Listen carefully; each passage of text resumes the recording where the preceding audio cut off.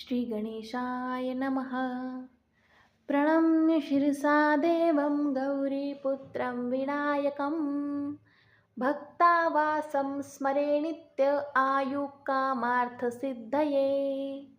प्रथमं वक्रतुण्डं च एकदन्तं द्वितीयकं तृतीय कृष्णपिङ्गाक्ष गजवक्त्र चतुर्थकं लम्बोदरं पञ्चमं च षष्ठं विकटमेव च सप्तमं विघ्नराजेन्द्र धूम्रवर्ण तथाष्टकं नवमं भालचन्द्रं च दशमं तु विनायकम् एकादशं गणपति द्वादशं तु गजाननम् द्वादशेतानि नामानि त्रिसन्ध्येय पठेन्नरः न च विघ्ना भयं तस्य सर्वसिद्धिकरं प्रभो।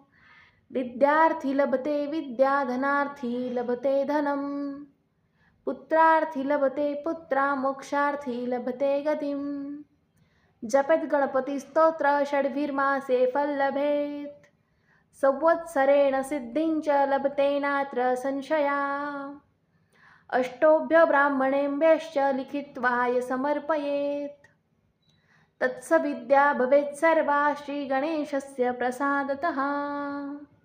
इति श्रीनारदपुराणे संकष्टनाशनं नाम श्रीगणेशस्तोत्रं सम्पूर्णम्।